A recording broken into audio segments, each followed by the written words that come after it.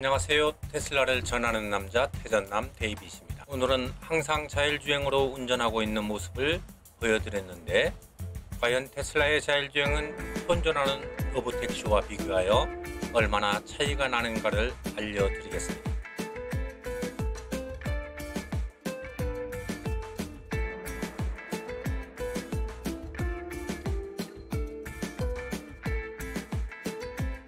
저는 지금 뉴저지 한양마트라는 편점에서 한국 음식을 구매하고 돌아가는 이곳은 뉴저지에서 한인들이 많이 살고 있는 버갱 카운티, 이곳에서 제가 살고 있는 모리스 카운티까지 한번 로보택시보다 더 성능이 좋은 테슬라의 자율주행을 타고 운행하는 모습을 보여드리겠습니다.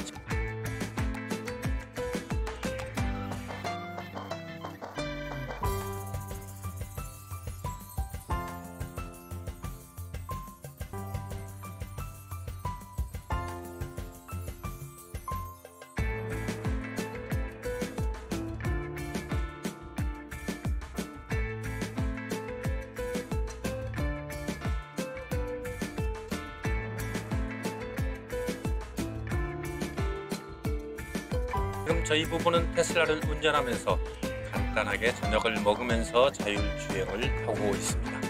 그만큼 운전하면서 여유롭게 할 수 있다는 것을 의미합니다.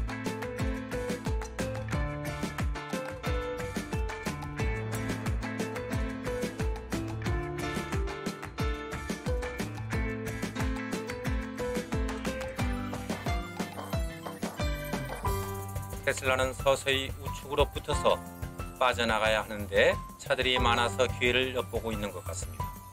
차선 변경을 할 때도 테슬라는 매우 정확하고 안전하게 하기 위해서 주변을 잘 살피고 서서히 우회전 신호를 넣고 옆에 차량의 뒷부분으로 안전하게 차선을 변경하였습니다.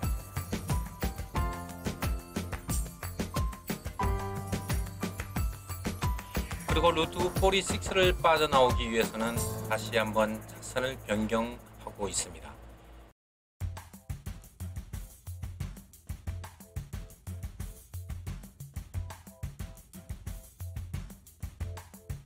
기존의 로보택시들은 정해진 구역을 다니지만 보시는 것처럼 테슬라는 모든 도로를 자유롭게 다닐 수 있습니다. 즉, 저희는 비록 제가 지금 운전석에 앉아 있지만 운전대를 전혀 잡지 않은 상태에서 전방만을 주시하고 있습니다. 이만큼 테슬라의 자율주행은 어디에다 내놓아도 전혀 손색이 없을 만큼 운전을 잘 하고 있습니다. 지금 46를 빠져나와 다시 뉴욕으로 향하는 조지 워싱턴 브리지로 이어지는 루트 95로 합류하기 위해서 달리고 있습니다. 지금 코너링하는 모습을 보시면요, 정말 너무 멋있고 안전하게 코너링을 하여 95와 합류하였습니다.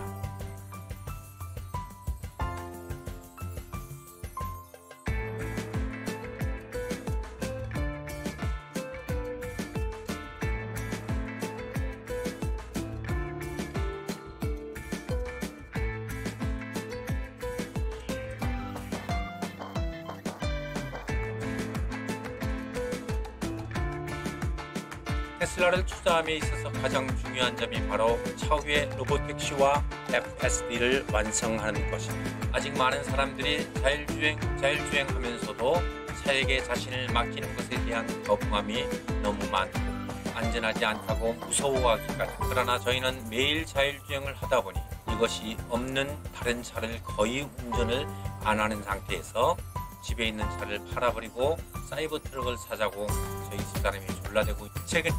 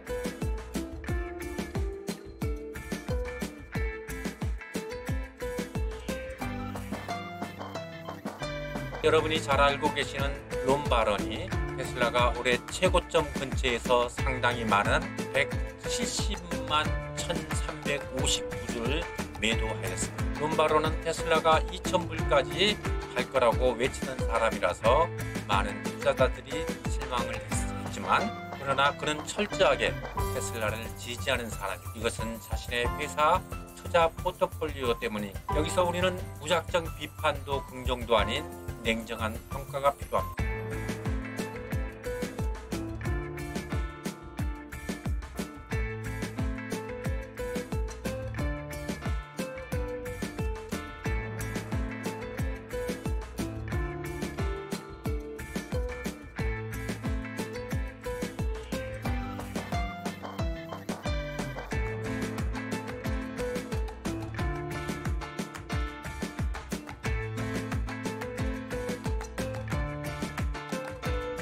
테슬라를 약 3년 전부터 투자하신 분이라면 지금 약 마이너스 10% 정도의 손실을 보고 계실 겁니다. 장기 투자가 갖고 있는 가장 안 좋은 케이스 중에, 다른 투자자들은 그동안 작게는 30-40%, 많게는 몇백 프로까지 상승하였는데 오히려 손실을 보고 있으니 얼마나 실망하고 낙담하고 계시겠습니까? 그러면서도 이들은 미래에는 괜찮을 거야를 외칩니다. 투자는 이렇게 막무가내로 미래를 바라보는 것이 아닙니다. 투자는 항상 시장을 보고 미래 가치를 보고, 너무 과대평가되었으면 분량을 줄이고, 지금과 같이 너무 과소평가되면 분량을 늘리는 작업이 필요합니다. 그래서 시장을 불안해하지도 말고 환희에 젖지도 말고 항상 냉철하게 분석하려는 노력이 필요합니다.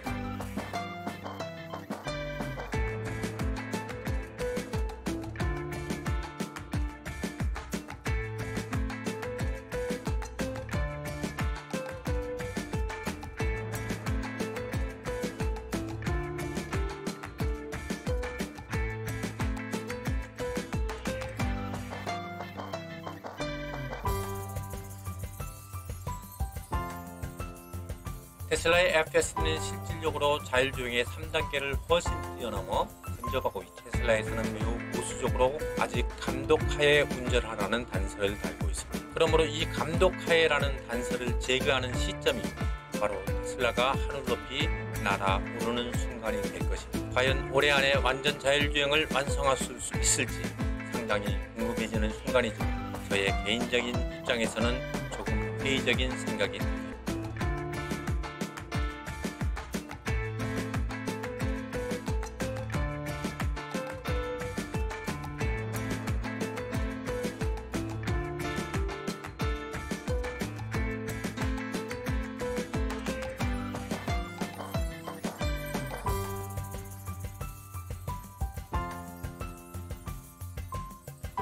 는 테슬라의 연구진들이 너무 엔지니어링에만 신경 쓰고 있는 것이 아닌가 하는 의구심입니다. 차를 운전하다 보면 제가 가장 쉽게 느낄 수 있는 것이 차를 요즘 젊은 아이들처럼 운전하게 한다는 것입니다. 즉, 기술적인 문제가 아니라 운전 기술 자체의 문제를 너무 등하시해서 가끔씩 운전을 할 줄 모르는 사람처럼 운전을 하는 경우가 있는데, 이는 샘플링과 트레이닝을 하는 그 데이터 자체가 바로 젊은 사람들의 운전 습관을 그대로 배웠다는 느낌을 받기 때문입니다.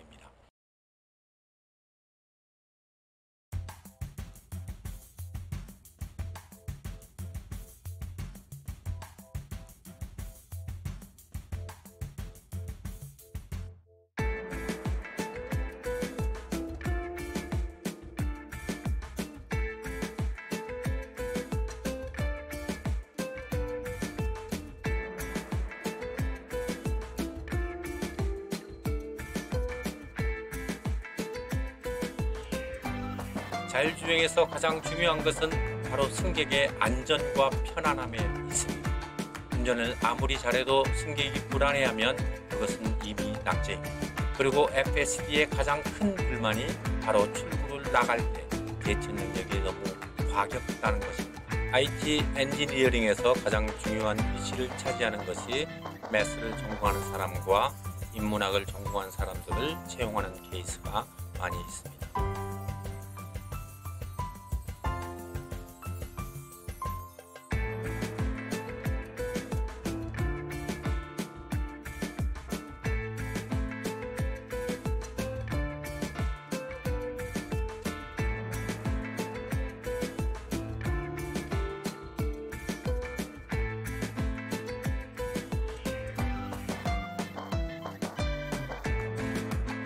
이는 모든 코딩의 근본에 메스가 깔려있기 때문에 제가 생각하기는 출구를 나올 때 그리고 코너를 돌 때 불만 중에 하나가 바로 연석을 들이받고 출구를 나올 때 급격하게 핸들을 꺾어서 불안감을 주는 것이 바로 메스의 문제가 아닌가라는 생각을 하게 됩니다. 물론 연구진들이 천재들인 것은 맞습니다. 그런데 그 천재들이 가장 쉽게 하는 실수가 한 가지 자신들이 할 일에만 몰두되어 있어 다른 것을 보지 못한다는 것입니다.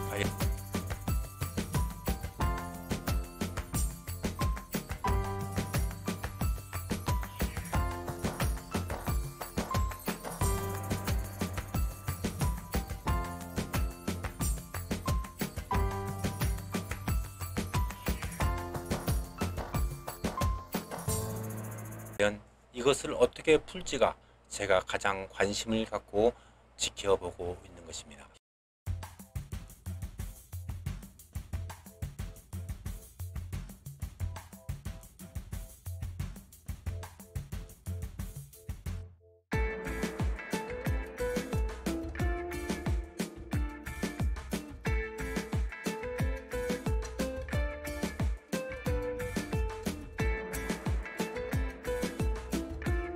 현대자동차에서 사이버 트럭을 완전히 분해하여 철저히 분석하고 있는 것으로 알려지고 있습니다. 미국의 자동차 시장은 승용차보다는 SUV와 트럭입니다. 그래서 대부분의 가정에서는 승용차 외에 트럭 한 대 정도는 더 가지고 있습니다. 미국에서는 집을 가지고 있으면 손수 해야 할 일이 정말 많습니다. 잔디도 깎아야 하고 데크를 주기적으로 페인트 칠하기도 하고 집에 낙엽 같은 것들이 많이 있으면 빗자루로 쓸 수가 없어서 브로어로 청소를 해야 합니다. 전에는 이것들이 모두 소형 모터를 사용해서 시동을 걸어서 시동을 거는데 너무 고생을 많이 하는 지금은 모두 배터리로 작동하는 기계를 다 교환해 버렸습니다. 이것에 대해서는 다음에 잔디 깎을 때 영상으로 한번 올려드리겠습니다.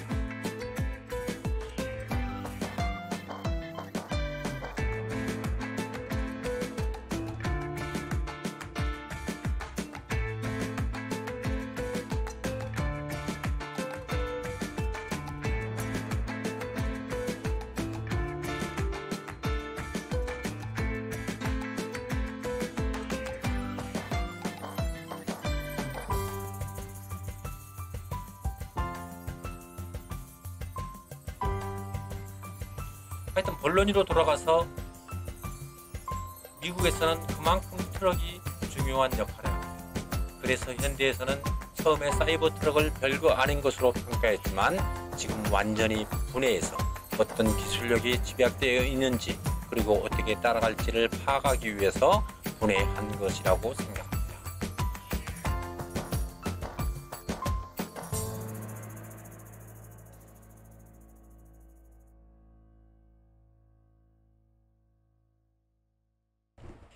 니오가 옴보라는 새로운 순수 전기 자동차를 내놓고 테슬라 모델 Y의 도전장을 내밀고 있고 옴보 L60는 방금 생산 라인을 시작했습니다.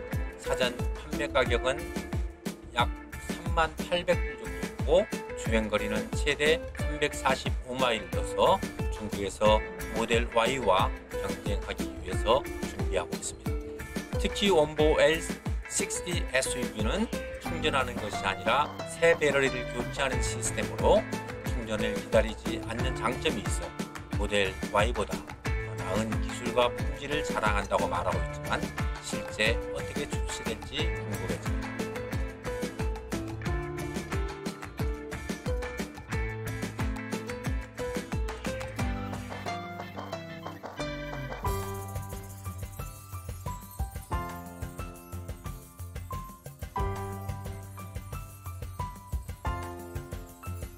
현대자동차 산하 브랜드인 현대와 기아가 현재 한국을 사로잡고 있는 전기자동차 화재에 대한 고객들의 불만을 해소하기 위해서 더욱 안전한 배터리 관리 시스템을 공개했습니다. 2024년 8월 15일 목요일 현대자동차와 기아자동차가 하드웨어와 소프트웨어 개발을 통해 차량의 안정성을 향상하기 위한 노력을 공유했습니다. 완성차 업체들이 15년간의 경험과 연구 개발 노력을 바탕으로 더욱 안전한 배터리 관리 시스템을 공개했다고 합니다.